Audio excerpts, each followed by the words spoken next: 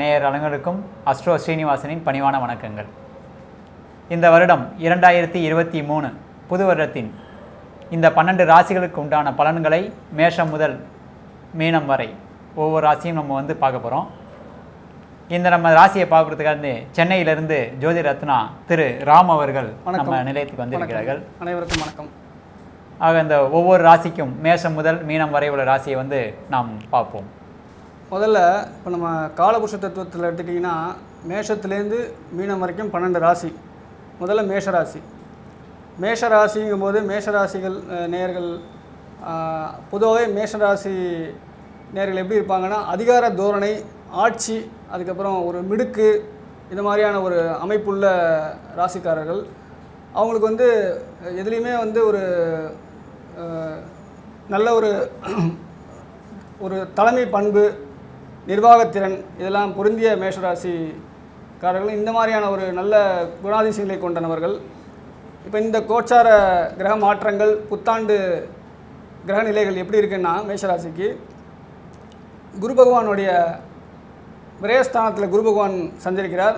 விரயஸ்தானத்தில் இருந்துட்டு தன்னுடைய மேஷராசி நேயர்களின் 4ஆம் பாவத்தை, அதாவது வீடு மனை வாகனம் சொல்லக்கூடிய இந்த பாவத்தை பார்க்கிறார். 6ஆம் பாவம் ருணரோக சத்ரு, அதாவது நோய் கடன் எதிரி, இந்த ஸ்தானத்தை பார்க்குறார்.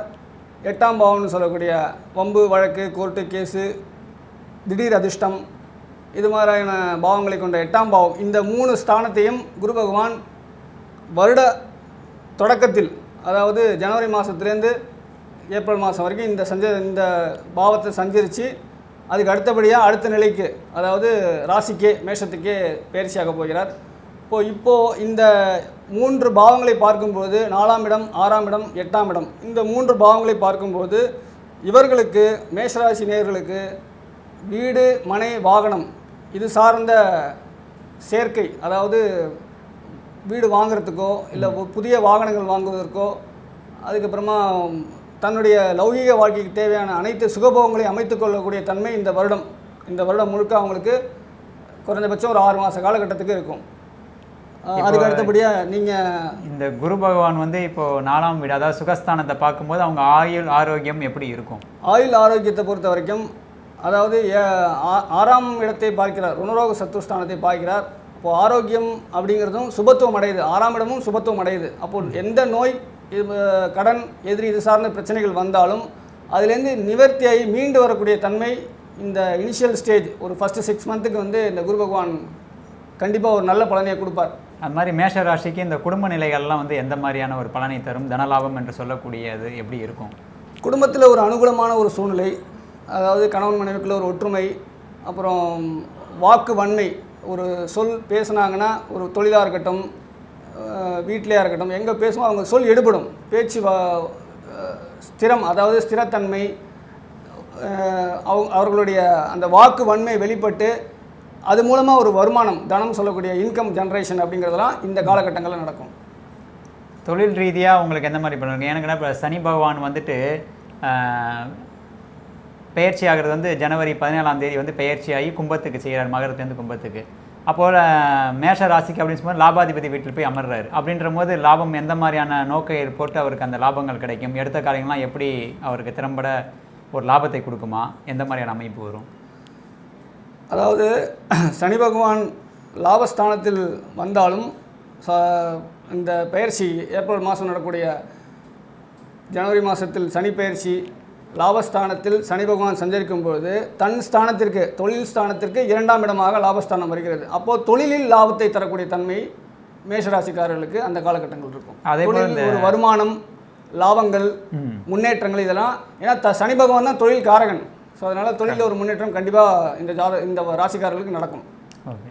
அப்போ அது மாதிரி சனி பகவான் கர்மகாரகன் தன்னுடைய பார்வை 3, 7, 10ஆம் பார்வையில் பெறும்போது அந்த மேஷராசி அன்பர் எந்த மாதிரியான பலனை ஜனவரி மாதம் பயிற்சி ஆகும்பொழுது 3ஆம் பாவம், 3ஆம் பார்வையாக லக்னத்தை அதாவது ராசியை பார்க்கிறார். மேஷ ராசியை பார்க்கிறார். அதுக்கு அடுத்தபடியாக 7ஆம் பார்வையாக உங்களுக்கு 6ஆம் இடத்தை பார்க்கிறார். மன்னிக்கும் 5ஆம் இடத்தை பார்க்கிறார். பூர்வ புண்ணிய ஸ்தானம் சொல்லக்கூடிய 5ஆம் இடத்தை பார்க்கிறார். அதுக்கு அடுத்தது 10ஆம் பார்வையாக 8ஆம் இடத்தை பார்க்கிறார். ஸோ இந்த 3 பாவத்தையும் அதாவது ராசியை பார்க்கிறார், பூர்வ புண்ணியஸ்தானத்தை பார்க்கிறார், அஷ்டமஸ்தானத்தை, இந்த 3 பாவத்தையும் பார்க்கும்பொழுது இவங்க வந்து ஒரு பொறுமையாக நிதானமாக எந்த ஒரு காரியத்தையும் செய்யக்கூடிய தன்மை இந்த காலகட்டங்கள் நடக்கும். இந்த வருடம் முழுக்க ஓரளவுக்கு ஒரு செயலில் பொறுமை நிதானம், அதுக்கு அடுத்தபடியாக பூர்வ புண்ணியஸ்தானம் சொல்லக்கூடிய இந்த முன்னோர்கள் ப்ராப்பர்ட்டி சம்மந்தப்பட்ட விஷயங்கள், கிடைக்க வேண்டிய ஒரு ஆதாயங்கள், பூர்வ புண்ணியங்கள், முன்னோர்களோட ஆசி, குலதெய்வ வழிபாடுலாம் இந்த காலகட்டங்களில் செய்வாங்க மேஷராசிக்காரர்கள். அதுக்கு அடுத்தபடியாக இந்த 10ஆம் பார்வைன்னு சொல்லக்கூடிய சனியோட 10ஆம் பார்வை 8ஆம் இடத்திற்கு விழுறதுனால ஒரு தேவையில்லாத பிரச்சனைகள், வம்பு வழக்கு, ஏதாவது கோர்ட்டு கேஸ் ஏதாவது பெண்டிங் இருந்தால் அது கொஞ்சம் டிலே ஆகிறது, இந்த மாதிரி விஷயங்கள்லாம் இந்த காலகட்டங்கள் நடக்கும். அதெல்லாம் கொஞ்சம் கவனமாக இருக்கணும். ஆக இந்த மேஷ ராசிக்கு வந்து இதுவரைக்கும் தொழிலில் இருந்த தடைகள் அனைத்தும் விலகி ஒரு லாபகரமான ஒரு நோக்கத்தை சொல்லி அவங்க எடுத்த காரியம் அனைத்துமே வந்து ஒரு லாபத்தோட வெற்றி அடைவாங்க. தொழிலை பொறுத்த வரைக்கும் தொழில் ஸ்தானத்துக்கு 2ஆம் இடம்ங்கிறதுனால, தொழில் காரகன் சனி பகவானே இருக்கிறதுனால தொழிலில் ஒரு முன்னேற்றம், தொழில் மூலம் நல்ல வருமானம் இதெல்லாம் சந்திக்கக்கூடிய காலகட்டம் இந்த 2023 புத்தாண்டு. இப்போ இந்த புத்தாண்டு அன்னைக்கு மேஷ ராசியோட அதிபதி செவ்வாய் பகவான் வந்து வக்ரம் பெற்று 2ஆம் இடத்தில் வாக்குஸ்தானத்தில் அமரும் போது எந்த மாதிரியான பலன்களை குடும்பத்தில் எந்த மாதிரி ஒரு நிலவரை வந்து ஏற்படுத்துவார்? செவ்வாய் பார்த்தீங்கன்னா உங்களுக்கு ராசி அதிபதி. ஸோ ராசி அதிபதி தன் ஸ்தானத்துக்கு 2ஆம் இடத்துல இருக்கிறது ஒரு மிகவும் சிறப்பான நிலை. எப்படின்னு கேட்டிங்கன்னா, மேஷராசிக்காரர்கள் தனம், குடும்பம், தனது வருமானம் இதை நோக்கியே தான் அவர்களுடைய பயணம் இந்த புத்தாண்டு முழுக்க இருக்கும். அப்போது வருமானம், குடும்பம் இந்த மாதிரி தான் அவங்களுடைய சிந்தனை செயல் எல்லாமே. ஏன்னா லக்னாதிபதி தான் ஒரு சிந்தனை செயல், சுய ஆற்றல், சுய சிந்தனை. அப்போ ராசி அதிபதியே செவ்வாயாக இருந்து அவர் வந்து 2ஆம் இடத்துல போகிறது ஜாதகருக்கு வந்து மேஷராசி நேயர்களுக்கு நல்ல ஒரு பலனை தரக்கூடிய நிலை. ஏன்னா அது மறைவு ஸ்தானங்கள்லாம் இல்லை, 2ஆம் இடம்ங்கிறது நல்ல ஸ்தானம், அதனால் நல்ல நிலை, நல்ல அமைப்பு. அதே மாதிரி 7ஆம் இடத்தில் இந்த ராசிக்கு 7ஆம் இடத்தில் கேது அமர்ந்திருக்கும் போது வரக்கூடிய திருமண வாய்ப்புகள், திருமணம் ஆகாதவருக்கு திருமண வாய்ப்புகள், இல்லை கலஸ்தரத்தில் என்ன ஒரு உடன்படிக்கை கேது போய் அமர்ந்திருக்கும் போது என்ன மாதிரி ஒரு நிலையில் வந்து அந்த மேசராசிக்கு வந்து கிடைக்கும்? கேது பகவான் 7ஆம் இடத்துல இருந்தால் கலத்திர தோஷம்னு சொல்லுவோம். அப்போது திருமணத்தில் ஏதாவது ஒரு திருமண பேச்சுவார்த்தை, திருமண முன்னேற்றங்கள், ஏதாவது ஒரு ப்ரொசீடிங்ஸில் ஒரு தடை தாமதங்கள் வரதுக்கான வாய்ப்புகள் இருக்குது. அதெல்லாம் வந்தால் பயப்பட வேண்டாம், அது வந்தால் தான் சரி, வந்து போயிடும், நிவர்த்தி ஆகிடும். காரணம் என்னென்னு கேட்டிங்கன்னா, குரு பகவான் வந்து அடுத்தபடியாக ஏப்ரலுக்கு அப்புறமா லாபஸ்தானத்தில் விரயஸ்தானத்தில் இருந்து 7ஆம் இடத்தை பார்க்க போகிறார். அப்போது சுபத்துவம் அடையுது. அந்த கலத்திர பாவங்கிறது சுபத்துவம் அடைகிறதுனால ஒரு இனிஷியலாக ஒரு 3 மாத காலகட்டத்துக்கு கொஞ்சம் முன்னப்பின்னே இருந்தாலும் அதுக்கு அடுத்து வரக்கூடிய 1.5 வருஷ காலகட்டம் கலத்திர பாவத்துக்கு குருவோட பார்வை கிடைக்கிறதுனால நல்ல கலத்திரம், நல்ல பேக்ரவுண்டு, ஒரு சாத்வீகமான ஒரு கலத்திரம், ஆண்வரனுக்கு பெண்வரனுக்கு ஆண்வரன், இந்த மாதிரி அமைக்கக்கூடிய நிலை மேஷராசிக்கு விட்டு. இப்போ அந்த மாதிரி வந்துட்டு மேஷ ராசிக்கு எல்லாமே ஒரு லாபகரமாக எல்லாமே நம்மளுக்கு அமையுது. கலஸ்திரம் இதெல்லாம் சரி, ஓகே. இப்போது குரு 12லேருந்து விரயத்தை ஒரு சுப விரயத்தை கொடுக்குறாரு. இப்போது சனி பகவான் ராசிநாதனே பார்க்குறாரு. அப்படின்ற போது ஒரு பெரிய தொழில் முதலீடு, ஒரு பெரிய விஷயங்கள், ஒரு அகலக்கால் வைக்கிறது, அந்த மாதிரி செய்யாமல் இருப்பது நல்லது தானே. இப்போ அந்த மேஷ ராசிக்கு எல்லாம் ஒரு லாபகரமான ஒரு தொழில் எல்லாமே நம்ம சொல்லியிருக்கீங்க. இப்போது சனி பகவான் வந்து பெயர்ச்சியாகி கும்பத்துக்கு போனால் 3ஆம் பார்வையாக ராசியை பார்க்கும்போது இவங்க வந்து அகலக்கால் வச்சு பண்ணுறதோ, ஒரு விஷயத்தில் பெரிய முதலீடு செய்கிறதோ பண்ணாமல் இருப்பது உத்தமம் அப்படின்னு நினைக்கிறேன். நீங்கள் அதோட கருத்து? கண்டிப்பாக நீங்கள் சொல்கிறது 100க்கு 100 உண்மை. காரணம் என்னென்னா, அந்த ராசியை பார்த்தாலோ, ராசி அதிபதியை சனி பகவான் பார்த்தாலோ பலன்கள் எப்படி இருக்குன்னு கேட்டிங்கன்னா, அந்த ராசியில் ஆல்ரெடி வந்து உங்களுக்கு புத்தாண்டு பிறக்கும்போது சந்திர பகவான் சஞ்சரிக்கிறார். ராகு ஆல்ரெடி அந்த ராசியிலே இருக்கார். இப்போ சனி ராகு சேர்க்கை வந்து சனியும் ராகுவும் நட்பாக இருந்தாலும் உங்களுக்கு வந்து தேவையில்லாத ஒரு விஷயங்களில் பொருளாதார சேர்க்கை, பொருளாதார முன்னேற்றங்கள்லாம் கொடுக்கும். அப்போ நம்மளுடைய தாட் வந்து ஒரு பிரம்மாண்ட அகலக்கால் வைத்து ஒரு பெரிய அளவில் எதையாவது சாதிக்கணும் அப்படிங்கிற மாதிரி சிந்தனைகள் இருக்கும். ஆனால் செயல்படும் போது சனியோட பார்வை இல்லையா, எப்படி பார்த்தாலும் சனி வந்து செவ்வாய்க்கு பகை.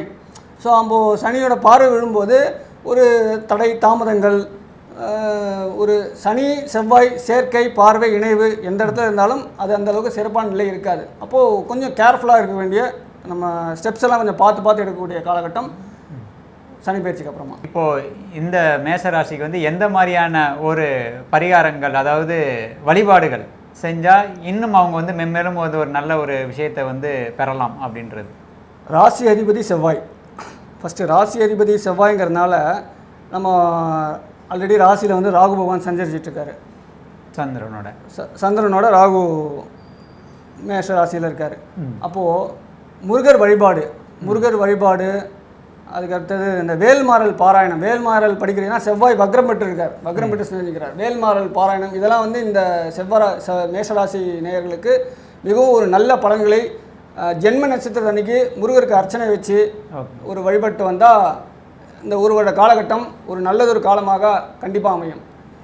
திருச்செந்தூரும் ஒரு பெரிய ஒரு இஷ்ட தெய்வம் முருகனாக இருக்கிறவங்க முருகனை இன்னும் நிறைய அர்ச்சனைகள் செஞ்சு ஒரு ஜென்ம நட்சத்திரம் அப்படிங்கிறத நம்ம முக்கியமாக ஃபாலோ பண்ணுவோம். நல்லது. இது வரைக்கும் வந்து மேஷ ராசிக்கு வந்துட்டு ஒரு அற்புதமான ஒரு பலனை வந்து இந்த புத்தாண்டு பலனை வந்து திரு சென்னை ராம் அவர்கள் வந்து சொல்லியிருக்காரு. அந்த வழிபாடெல்லாம் செஞ்சு மென்மேலும் நீங்கள் வந்து நல்ல ஒரு சிறப்பு எழுதலாம். இது வந்து பொது பலன். இப்போ நம்ம சொல்கிறது வந்துட்டு இந்த 2023 அப்படின்னு சொல்லக்கூடியது ஒரு பொது பலன். அவங்கவுங்க ஜனனகால ஜாதகத்தின் அடிப்படையில் அந்த சனி பகவானோ, கோச்சார கிரகங்களோ, அல்லது வருட கிரகங்கள், குரு பகவான் அல்லது ராகு கேது, அவங்க அமைப்பில் எப்படி இருக்குன்னு துல்லியமான ஒரு பலனை வந்து பெறலாம். அப்படி உங்களுக்கு எதுவும் ஒரு டவுட் இருந்ததுனால் அதை பற்றி நீங்கள் கேட்கணும் அப்படின்னா கீழே உள்ள நம்பருக்கு நீங்கள் கால் பண்ணி எங்களை கேட்கலாம். இதில் இன்னொரு முக்கியமான பாயிண்ட் மேஷராசி நேயர்களுக்கு ஒரு டிப்ஸ்ன்னு கூட சொல்லலாம். பொருளாதார ரீதியில் இந்த வருடம் ரொம்பவும் நல்லாவே இருக்கும், சிறப்பாகவே இருக்கும். அதுக்கு முக்கியமான காரணம், வருடம் பிறக்கும்போது சனியும் சுக்கிரனும் தொழில் ஸ்தானத்தில் இருக்கிறது. சனி சுக்கிரன் சேர்க்கை ஒரு நல்ல அமைப்பு பொருளாதாரத்திற்கு. அதே மாதிரி சனி பயிற்சி ஆகிற காலகட்டத்தில், அதாவது ஜனவரி மாதம் 17ஆம் தேதி 12ஆம் தேதிக்கு அப்புறமா சனி பகவான் ராசியை பார்க்கிறார். ராசியில் ராகு பகவான் இருக்கார். அப்போது குபேர யோகம்னு சொல்லக்கூடிய ஒரு முக்கியமான விஷயம் இந்த காலகட்டங்களில் எதிர்பாராத பண வரவுகள் இதெல்லாம் இந்த புத்தாண்டு பிறந்ததுக்கு அப்புறமா கண்டிப்பாக நடக்கக்கூடிய ஒரு காலகட்டம். ரொம்ப நன்றி. அடுத்து ரிஷபத்தில் நன்றி, வணக்கம். ஸ்ரீ குபேரன் டிவியை பார்த்தமைக்கு நன்றிகள். மேலும் இது போன்ற தகவல்களை தெரிந்து கொள்ள ஸ்ரீ குபேரன் டிவியை சப்ஸ்கிரைப் செய்யுங்கள். மறக்காமல் பெல் ஐக்கானை கிளிக் செய்யுங்கள்.